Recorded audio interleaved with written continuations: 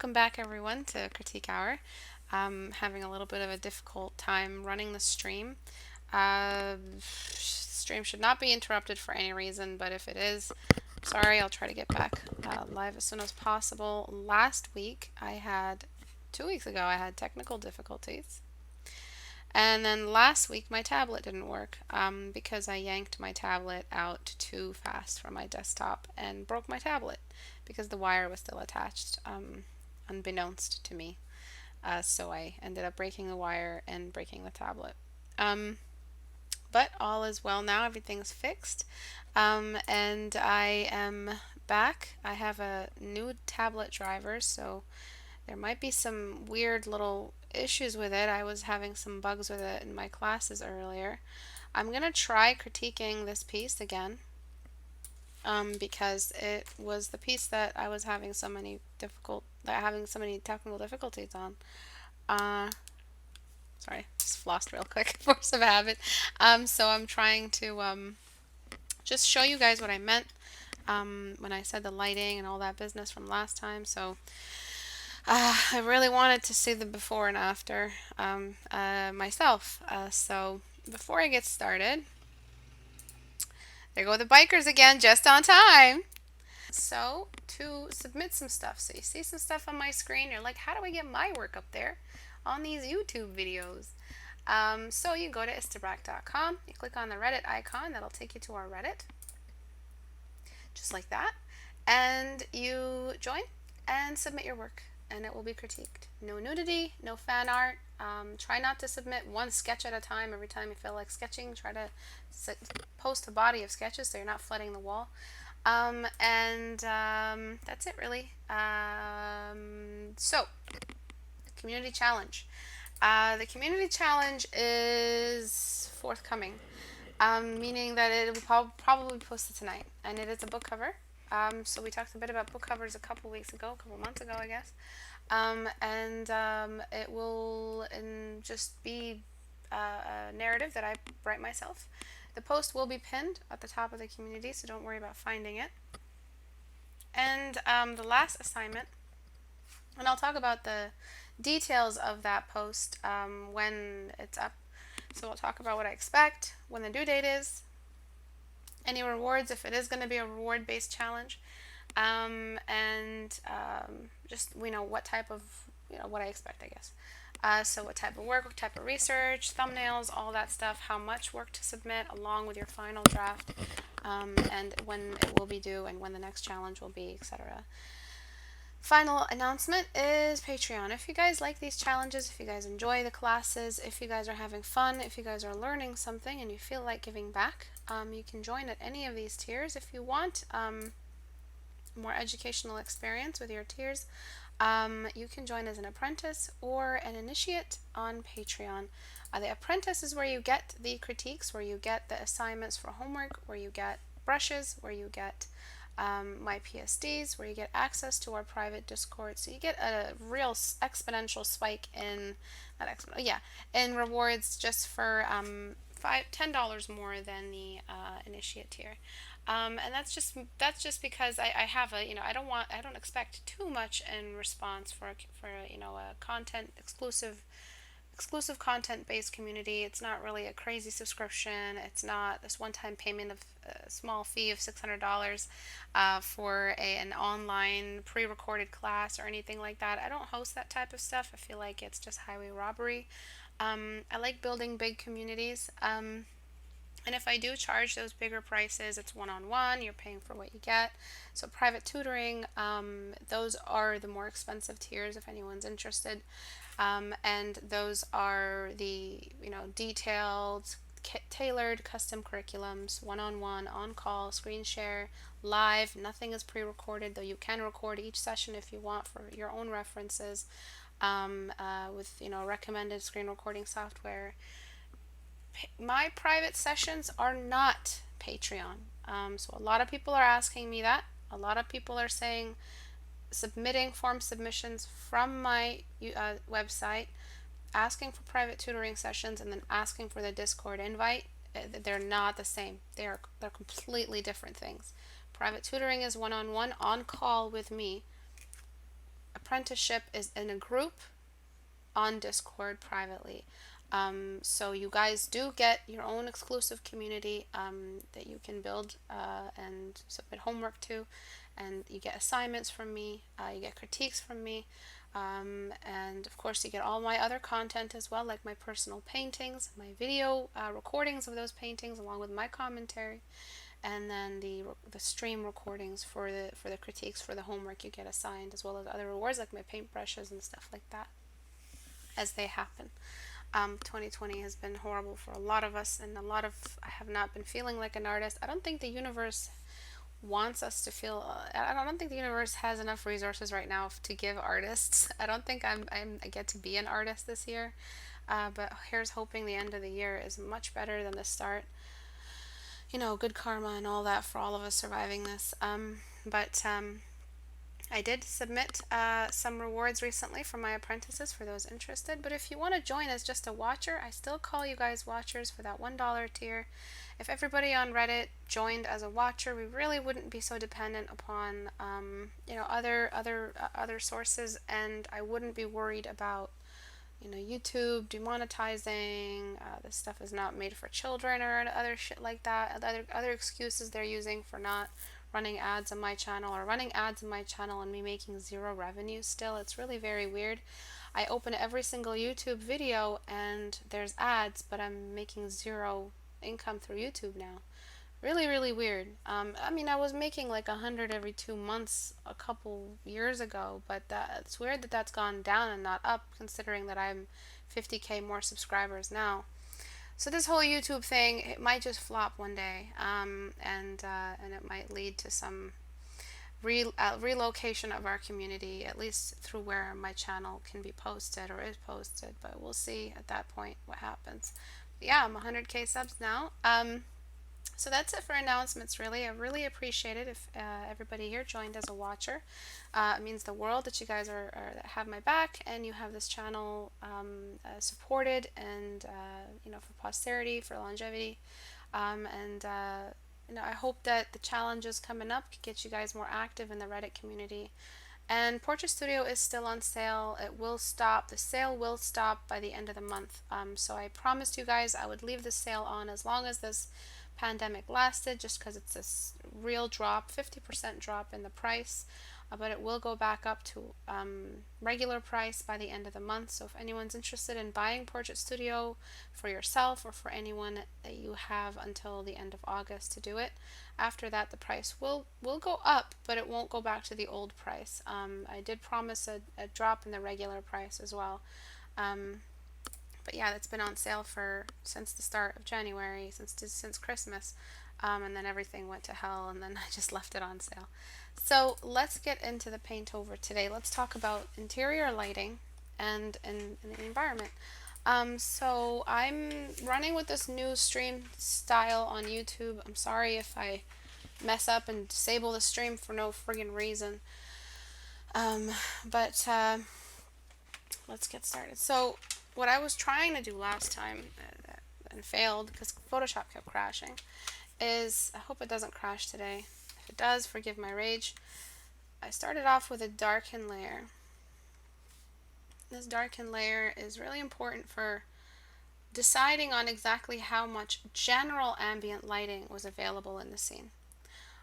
So I'm going to cool it off because it's an interior lighting. You don't use a warm yellow-green for a dark interior green room, because the warm in the yellow green is the yellow. The warm in the green is the yellow, even if it doesn't look like a yellow green. It's not, this is a yellow green, right? It's not even yellow yet. This is yellow, right? This is yellow green. We're talking about green, still has a lot of yellow in it. So we want to move away from anything that hints that there might be a lot of light in the room.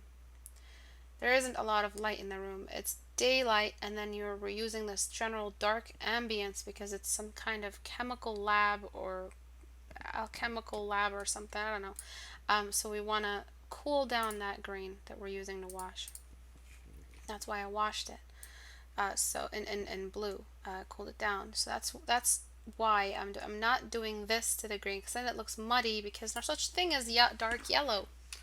So what is such a thing is blue. There's such thing as dark blue, and blue stays very vibrant in its darker values because it's blue. Don't ask me why. We can get into frequencies and physics and all of that, and waves and magnitude, and I don't feel like dealing with that right now. Okay, so we cooled down the room. I'm gonna darken it just a little bit more. And I'm gonna darken it, like meaning the darken layer can go a little bit more black. And what I did last time was I started deleting at the darken layer.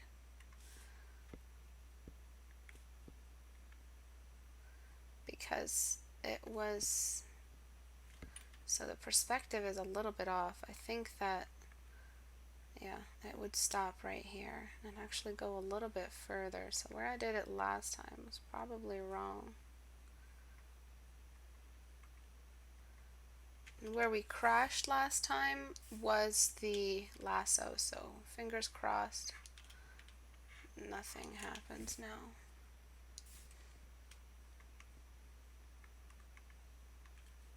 Okay, so after that, what I did was I deleted at my darken layer. And you see how that old yellow is coming back? That's acceptable. I'm not going to bring in any more yellow, but I'm going to allow this yellow to do a lot of the work.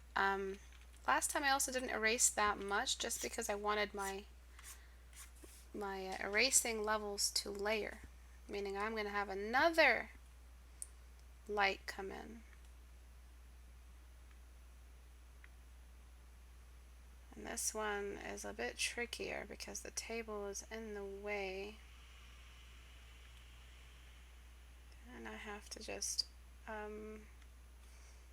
oopsie, it's okay, I'll fix it.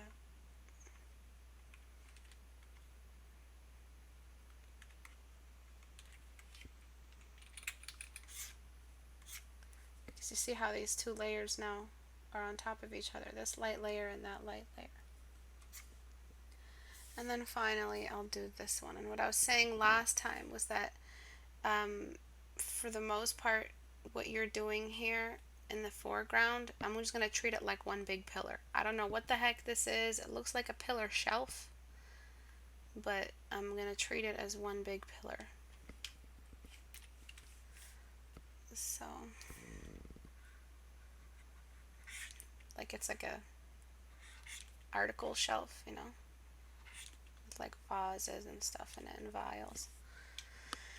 And this window is closer, so it'll eat up more space, meaning its light rays will be bigger.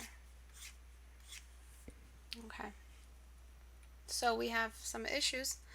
We have, actually, I'll just do it now. We have this vase here that's in the foreground that will have some subsurface scattering on it. Horrible lasso on my part, but I'm trying to save time or do more work as I go. And oops.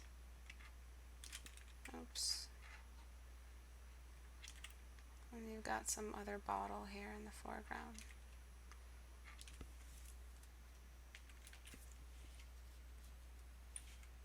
Okay, so now I will erase and then select inverse and go back to this layer and slightly darken for the foreground, because you guys remember what we talked about a couple classes ago with the rules of depth. Objects in the foreground are darker than objects in the background. And so I'm using a nice darken value, similar to what we're seeing in the room, to darken this little patch in front of the light ray. So now we've got everything erased. I'm going to select everything but this little foreground darken that I applied, and I'm going to blur it. So filter, blur, Gaussian blur, back to 0. I'm just choosing a pretty mild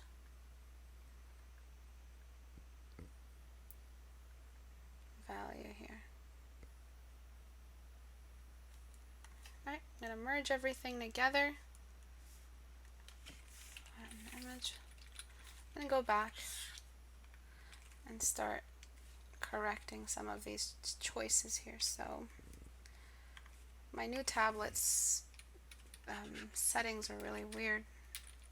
I can't control both right click options, so I have to revert to the old driver. Might give me trouble, but give and take, I guess.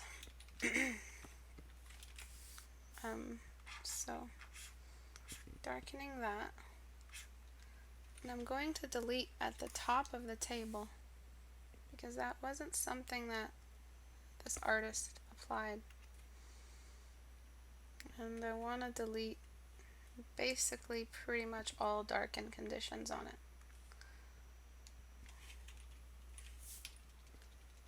In fact, brighten it up a little bit more. So merge down. I'm going to get maybe color dodge with that environment white. Yeah, and just brighten that table right up. Okay, so it doesn't take a lot of work to really transform the lighting in a scene. I'm going to revert again, just so I can delete for the new layer.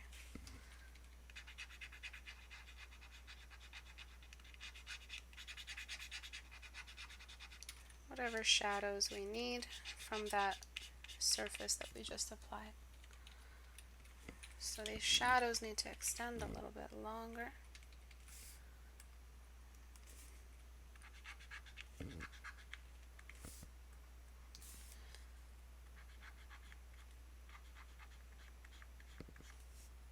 Just like so.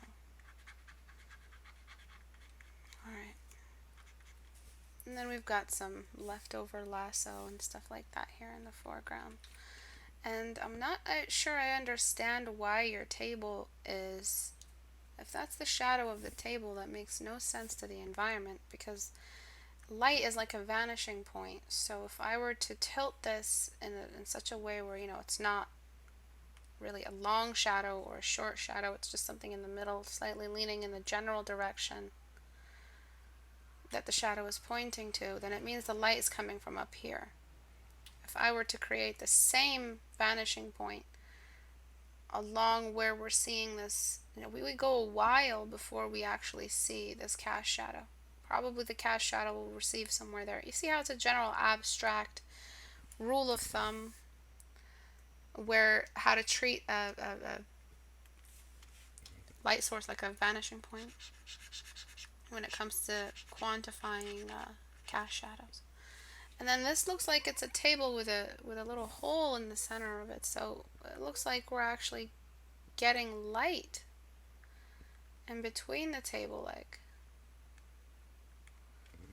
So we might be getting a lot of light in here, but I'm going to pretend that it's not, because I don't want to reconstruct your table, rebuild it.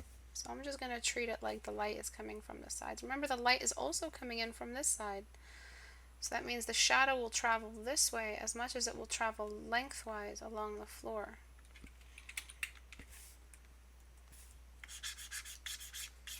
And then select the inverse and then illuminate.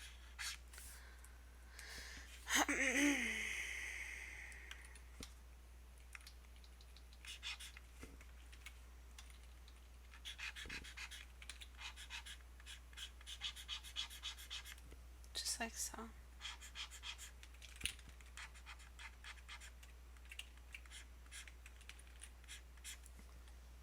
Okay, and then just illuminate that outside.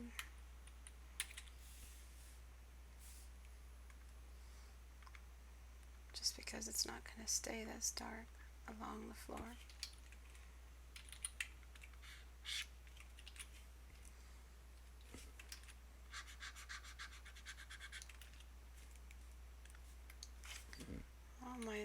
all systems are just down. You know, like everywhere, systems just feel down, you know. Alright, and then for this vase, first of all, just like I did last time, image size. Oof, it's small. It's small for something you post on Reddit. Pretty small. Then we have this vase, which you've given a light here on the sides, but really I would focus more on the subsurface scattering. So things will add up slowly as we go, but subsurface scattering it happens where there's a shadow. And it does three things. Happens where there's a shadow, illuminates and saturates. That's it. So wherever there was a shadow, meaning the darkest cross section of the vase, is where we have the most color emitting. Subsurface scattering is just light stuck inside the object because the object is see-through. That's it. It's not this magical little thing that other artists won't teach you because they're dicks, okay? That's all it is. Okay? Artists are dicks. I learned that growing up. Let's talk about that for a second. Growing up, for the longest time, apart from my reading skills and my inability to follow along a forum post about what subsurface scattering is, I didn't know what subsurface scattering was, apart from what I picked up because of my bad reading skills when I was younger. Meaning when I was 20, I still had bad reading skills. I had an attention problem, so reading a tutorial that was all text online was not the way for me to learn. I was never going to learn like that. It wasn't even a tutorial at that point, it was just a text. Eventually I got better, got older, my brain caught up, my English skills got, they just improved. Teaching also helped me get smarter.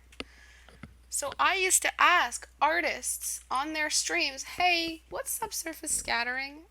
They just wouldn't explain it.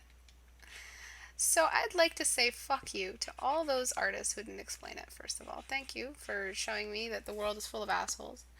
And then second, I'm happy that there's this massive shift now in how active people are in communities, because there is going to be that artist. You probably are that artist that needs someone to explain something. Just honestly, just explain it to them. Jeez. Just explain it. That's all they needed. And be happy to explain it to you. And that's what I think our Reddit community is. Everyone is so loving.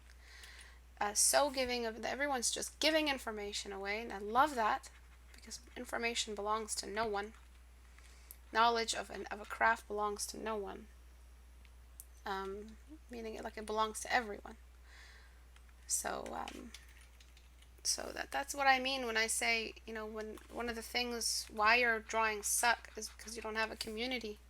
If you don't have a community, you're at the mercy of these, dicks hanging around, flopping around everywhere, not telling anyone how to do something or not sharing information because I don't know, they're assholes and they don't feel like helping people. I don't know, whatever reason.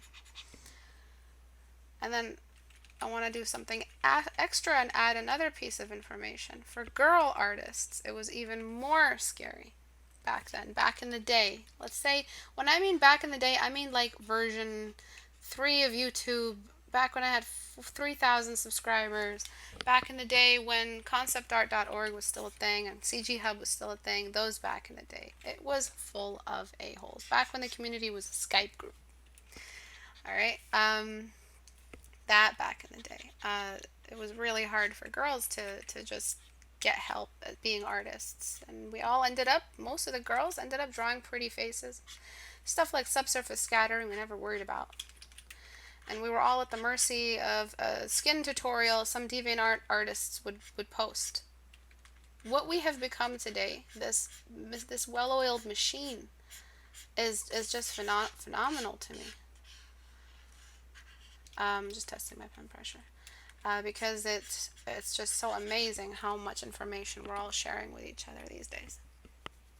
It's just amazing. So what I did was I darkened this piece here. And what I'm going to do next is just show you how you need to control your depth a little bit. Because And yeah, and to close up in conclusion, that little blurb, that little rant I did, that's what made me become a teacher. I always loved teaching, but to become an art teacher was a very personal thing for me because I didn't want to be those jackasses that didn't share any information. For no reason, they will go down in history as exactly no one, and no one will speak their name. They will not go into the Valhalla of oh shit, I fucked up my thing.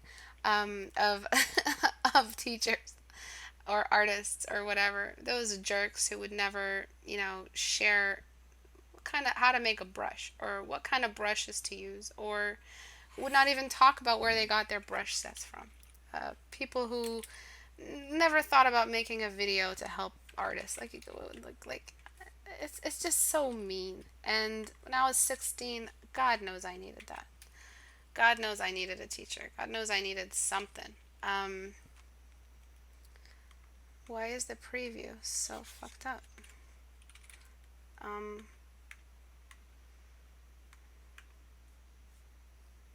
why? Why is it giving me the wrong preview for my brush? Did you see that? It flickered a little bit.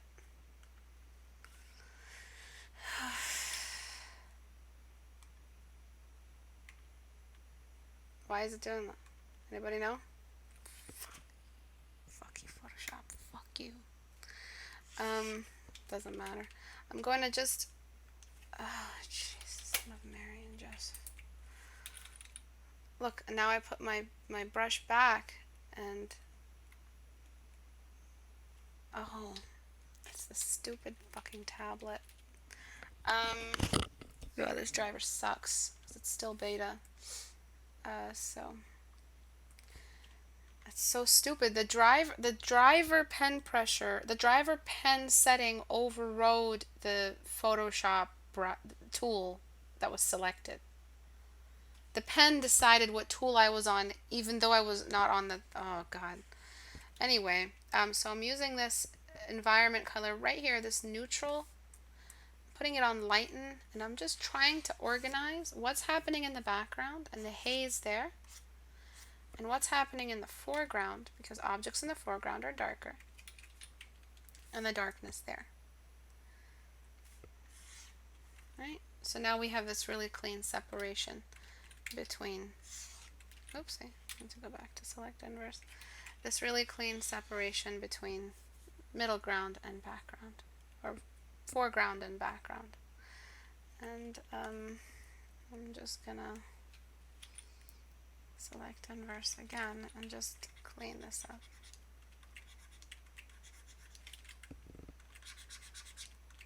Select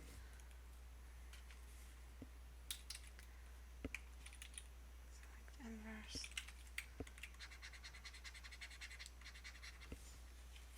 Alright. And then we have other issues all around the scene. So we've got a flame that is doing nothing for no one. That is on the top corner of the painting. Basically, any point of interest happens here. That's a little too much subsurface. I'll erase it in a second when I redarken. But the preview is telling me it's just enough. But who knows? And then we have, the rest of the environment. So the further we get, before I adjust the flame, because I don't really care about it right now. I care about the light source. I don't really care about the flame. Before I adjust that and decide on whatever it's going to do in the scene, I'm going to just follow some more fundamental rules back to the universal light source, which means, obviously the further you get from the light, the darker it is, right? Everybody knows that. So that means that I can't have the same exposure level all the way through because it's almost comical. It's almost hilarious. Like I just want to laugh when I see a whole room exposed like that. And this is after my edits. Because it doesn't work like that. The further we get from the light, the more dark the room gets, right? Basics. And the closer we get, look at this shit. The closer we get, the more light that we get, right? We do have a little thing. Light doesn't just fall on an object and linger there. It bounces back up. So most of the time in these open scenes, one thing you can do is slightly I'm not even sure what the perspective is for this. I think the perspective is all wrong. This looks like a room that's almost a vaulted ceiling. But yeah, generally you are allowed to delete away at the area where you feel, based off your little quantifications, where there would be bounce light on the ceiling. Right? We don't miss the shadow there, do we? Because it makes sense for it to be there, all this light. And then it's not just light. Light doesn't just fall somewhere.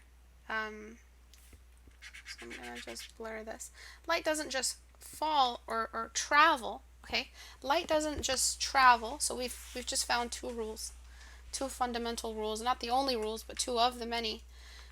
When light drops somewhere, it doesn't just stop. It bounces. And when light travels, it doesn't just reach its destination and then illuminate. It glows on the way. All right. So that means that we have to make a little bit of a bloom happen. So first I have to raise the magnitude up, which means I have to make it brighter. Is this even working? Am I on? Yeah. So I have to make it a little bit brighter. Careful with dodge tool, please, y'all.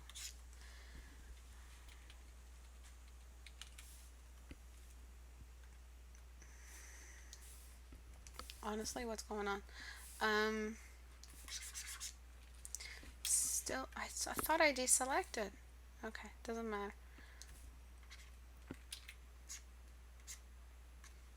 Alright, and then it just glows on the way. And there's no harm in making the table one flat value all the way through. Because that's technically what is going on. If the table is equally exposed in the same angle all the way from corner to corner, it's all looking in the same direction. Meaning it's getting pretty equal exposure all the way through. It may not be this bright, but it's definitely one solid value. And I can adjust it in a second. So you see how I'm laying things down. I put a bunch of subsurface and I left it alone. I'll adjust it later. I'm just laying down the conditions. I'm responding to the fundamentals. I don't have to mediate the fundamentals yet. It's not final polish. It's not time for that yet. But right here where the table hits, where the table gets that first chunk light is where I'm going to get. Sounded like I said chunk light, like chunk light ice cream, like chunk light chocolate chip ice cream.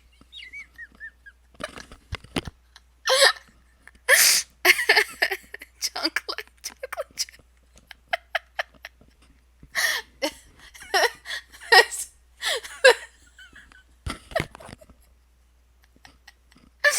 I'm sorry.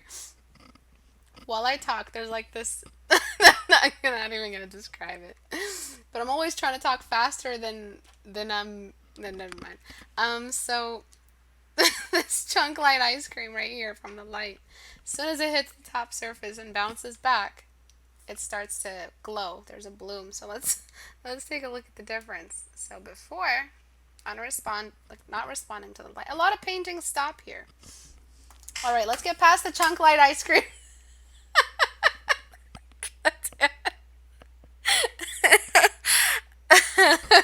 It's the Santa laughing fit all over again.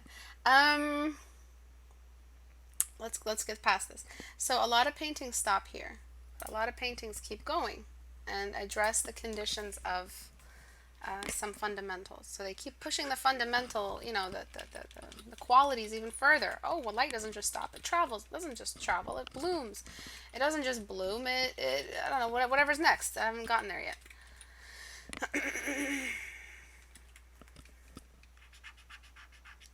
Okay. All right. So, we've darkened the room. We've brought in some light. We've done a lot in a really short amount of time. Let us just start blurring things. So, one of the things I talked about last class was blurring for depth. Before I do that, feels like it's a kind of a later polish thing because it needs something done to be blurred. One thing I do want to say is even though we illuminated the ceiling, we still have one more framing shadow belt to add, which is this guy. Chunk light ice cream. Yeah, you missed a lot. Which is this old fella, right? And then we got this old fella too. So this is cinematic, like it's something that you add in later. Do you guys see what I'm doing? So before, after. Do you see that? Zoom. Like all of a sudden, the midground is the most important thing. Before, after. For an interior room, this is necessary because it is a way to refocus the camera to what is important, what is illuminated, and control the staging. Which is basically, when I say staging, it's just a line of sight where you want the viewer to look. And it's just better framing so that we don't feel like we have too much information distracting us above and below. So I did that, and then now we just have to decide on, again, what's important, what needs to be blurred, what doesn't, and for what reason. So we've got a number of things. I'm going to duplicate the layer, filter, and I'm just going to delete the majority of the midground. I'm going to try my absolute darndest, my chunk light darndest.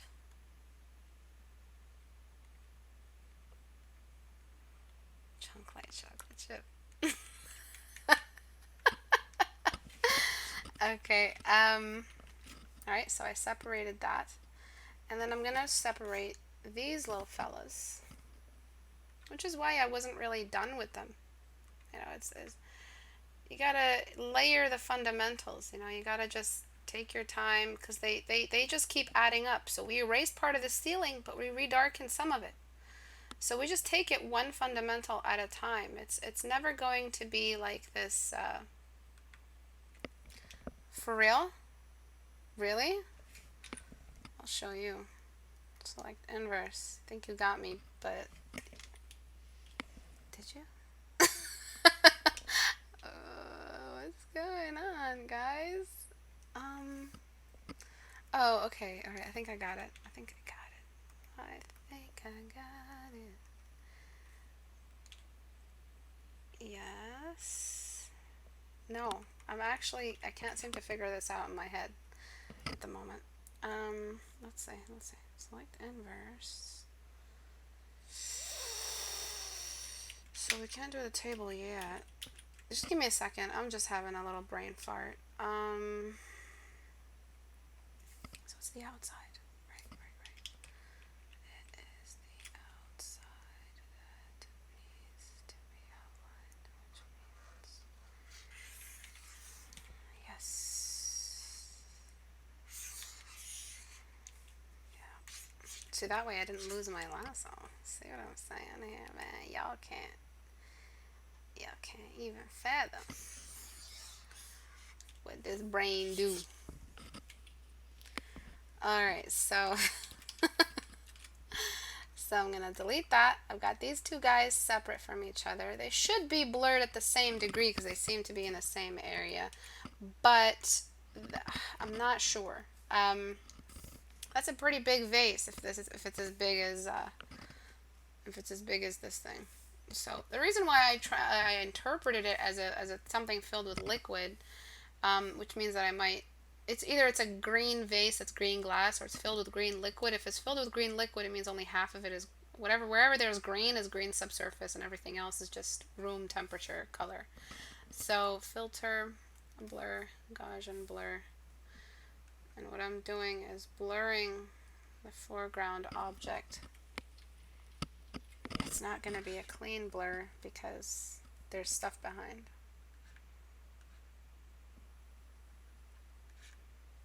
Yeah, there's shit behind it, so no.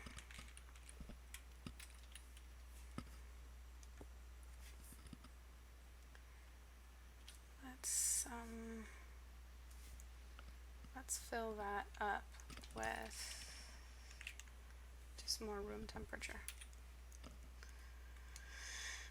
Okay, and then so we're merging that down. We take these guys, filter, blur, Gaussian blur.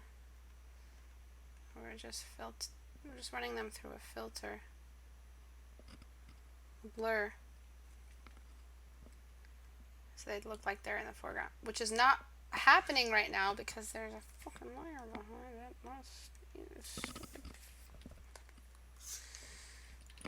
To get the better effect, I'm just gonna really quickly patch this up so that we actually do get a blur. Get it? Because if there's something underneath, then we're just getting the edge back. So I have to patch it up and get rid of that edge, or else we don't have one. So there's another lesson for you. Keep your stuff separate in different layers and make sure the layer underneath lets you have edges once you blur, or doesn't let the edges sabotage your blur.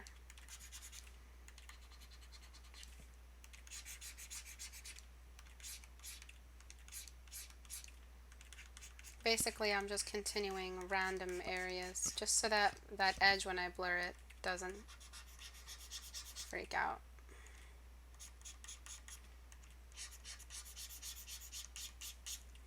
This is just the ground. So we brought these back. Filter, blur, Gaussian blur.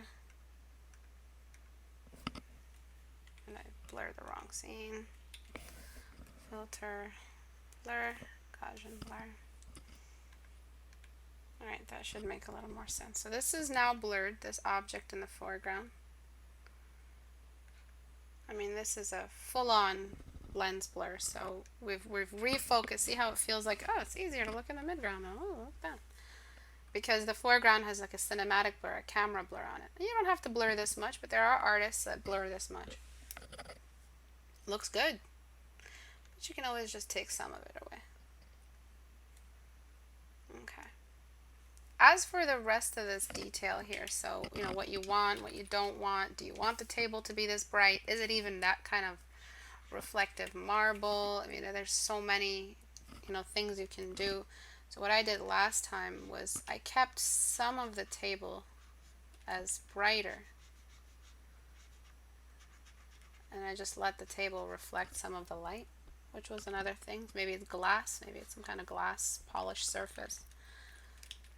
What I want to do this time, just because I feel like changing it up, is just dimming the brightness just a touch on the table surface, because I feel like it addressed it. And then back here, where there would be no light actually, because the space under the window is actually dark. It's not getting that laser of light, right? So I'm going to darken just a little bit so that the table comes back up, and I'll probably have to rebloom the surface of the table. Apart from the rays of light, there really should not be much light in the room.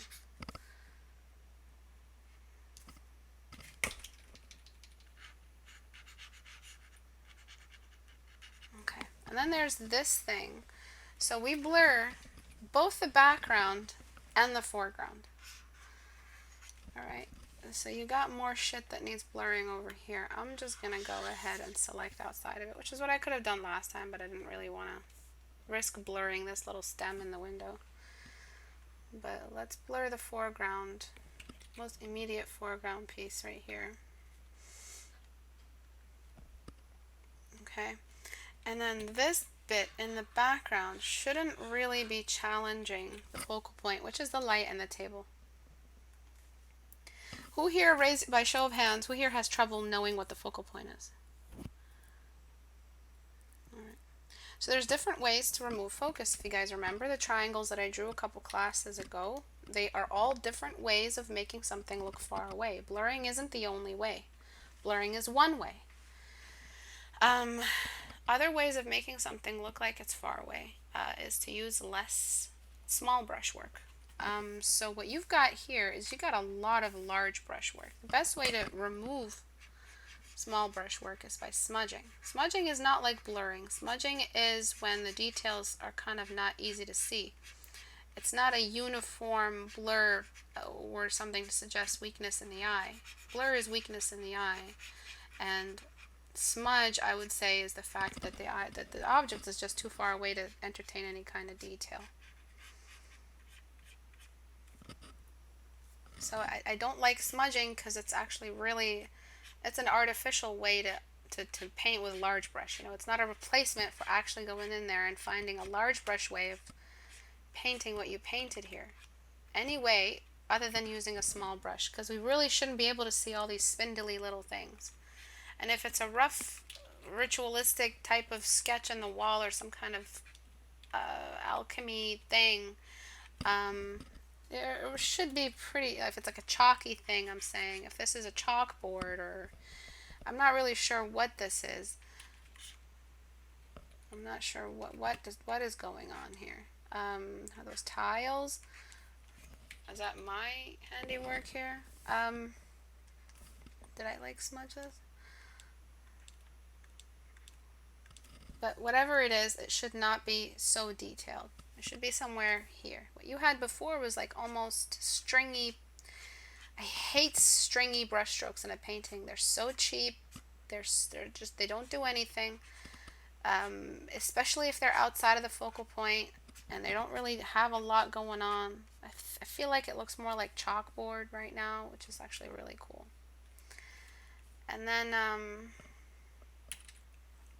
we've got the just anything else that might have a little bit more reflective nature to it. So we've got the little lamp here. It's got like some metal which might catch the light, which will boost this as focal point.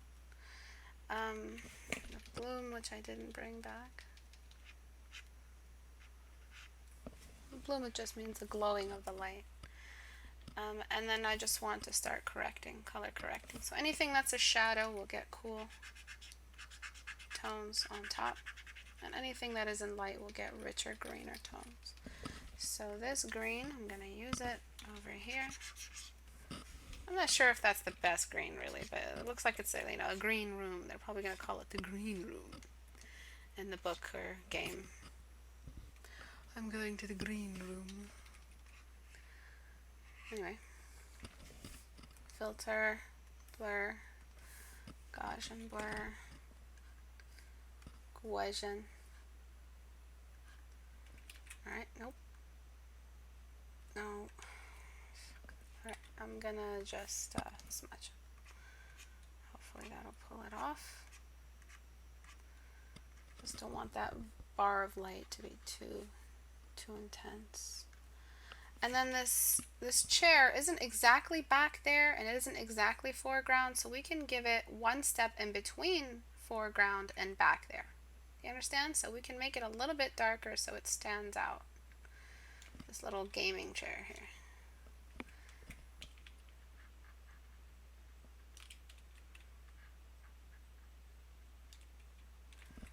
Alright. So I'm gonna grab that and just darken it. Not as much. Definitely cool that down. But just so it stands out. And then its shadow should probably sit on top.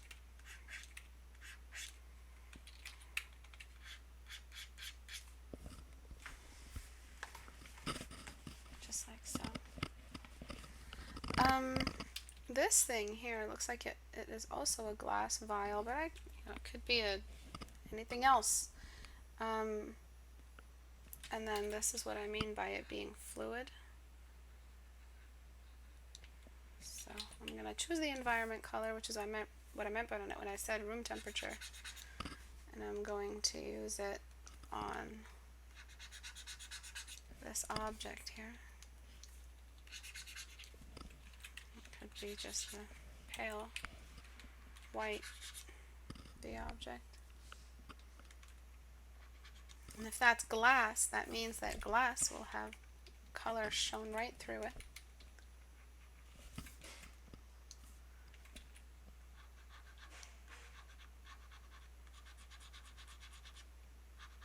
Or light shown right through it. And then you want to show how the surface of the fluid inside is also catching some environment light. That would mean that it's a pretty see-through piece of glass. This handyman who's working on my cabinets has actually just arrived, and so he might be really loud out there. He's a really great handyman, but the tools, it's the tools, it's not him. And so there's more light reflection and less blackness when it comes to glass. So I'm just looking at what's happening in the navigator, if it reads or not. You guys hear that? No respect for Critique Hour.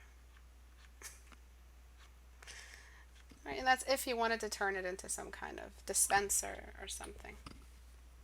I like that it was a piece of full glass before. It was just one big green thing. But if you wanted that glass look. It's pretty quiet. Okay. So this is when I started doing that. Okay, how about the cropping? So the cropping is not the best. I would say that everything is just happening down here, and we have a lot of space of a whole lot of nothing up here. So a lot happening down here, a lot of nothing over here. So I recommend putting something over here. So if you were gonna hang that, I mean the yellow flame would distract and would mess up a lot, but you know, if you were gonna hang that little lantern thing, that sconce, you know, you can put it in here, I guess, somewhere there, just to put something of interest here, but it would have to be blurry and in the foreground. If you were going to try to put something in the distance, but also put in some content, you can put in some lights as well, just something that or a chandelier that works, you know, that's above, just so we have something happening in this general area. You could have like some kind of pterodactyl skeleton, not a live pterodactyl, but some kind of skeleton, you know, the types that are in those museum rooms, just hanging off the ceiling. You know, just to further the aesthetic, but also have something happening in the top part. But it would be dark and blurred, and of course with a little bit of light here and there. And it's definitely a project, but I feel like it's really completed the scene. Okay, so apart from the pterodactyl, I think this is it for the most part. Okay. So we've blurred, we've subsurface scattered, we've controlled the light, we've bounced the light, we've bloomed the light, we've balanced the color, we've cooled down the room, we've darkened the room, and now we are image size 3000. So before, way too exposed. It looked like there was a glow from something nearby, and after, a lot more cinematic and organized. And you have tons of chances here for subsurface scattering. I mean, you have this cool thing right here, which might have a little bit of stored light in there. It's glass, so it surely has something going on in there. This little lava lamp. I would put more vials, like cool shaped vials. I would put like a vial gallery right here, those little things that hold the vials. I would put the pterodactyl. I would put I would just put that pterodactyl in there. I'd also think about what's happening with the fabric. I feel like you do have some, but fabric tends to be pretty, you know, good with light. It kind of has a see-throughness to it. That's too small, maybe. Oh no, it's just enough. It'll catch some light like that. So I'm sure that fabric doesn't end where the window does, so it would layer on top. You might put in some subsurface just around here, just because fabric is see-through and has a lovely way of catching the light in bands. Go in bands, meaning that it's not all the way through, wherever the light is hottest.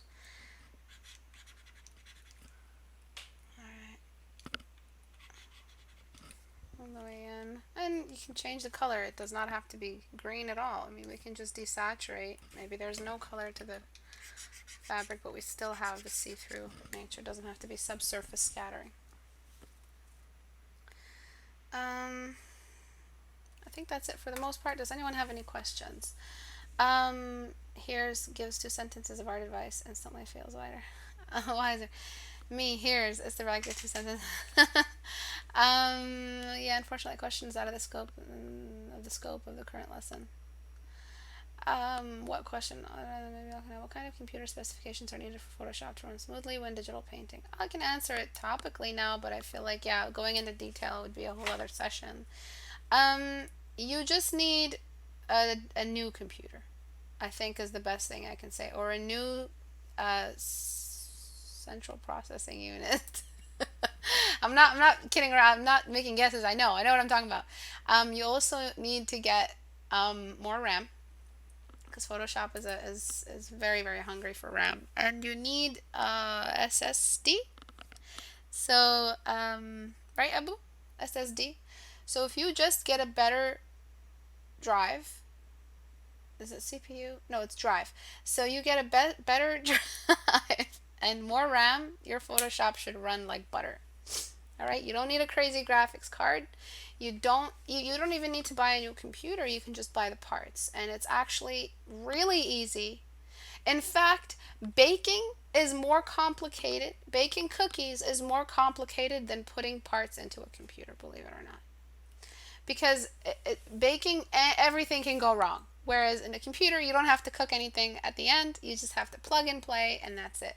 So if you can get a solid state SSD, yes, and if you can get some more RAM, you should be prepared to run 5,000 or 10,000 by 10,000 pixel canvases. All right, I have a shit ton of RAM. You don't need like 30 gigabytes of RAM. 16 gigabytes of RAM should be great. Obviously, the more the better. There's sales all the time on Newegg. All the time. There's summer sales, fall sales, winter sales, spring sales, shit. Like, it's constant. You have no excuse. And you can't say that, oh, it's too expensive, because I'm pretty sure your latest iPhone was more expensive than your computer. So let me just look at some more questions. What should we think about when setting up a scene with lots of elements, assuming the scene is not surreal, it's a literal space? Address your Skyroar, address your perspective first. Perspective is the reality of matter. You need to make sure that you have your perspective and your horizon line in place, or else your shit's just floating around in a Salvador Dali painting, and even he had perspective. All right, and then we've got references. You have to find your references. Know what it is that you're drawing and how it looks and how it behaves. If it's a vase, there's different ways that vases look, not just that simple little drawing of it you have in your visual library. And then there's the lighting. Find a reference for the lighting. What does the light do? Ask the question, what time of day is it? And then there's your depth. All right, I hope you're taking all this down, because this is some gold. All right, these are gold nuggets of information. They're not even nuggets. This is a gold Subway sandwich of information. You need to make sure that you have your depth rules. What's in the foreground, what's in the background. Make some thumbnails.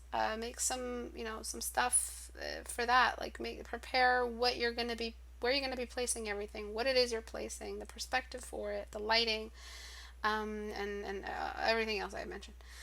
I totally know what I'm doing. It's wait, no, I'm not sure.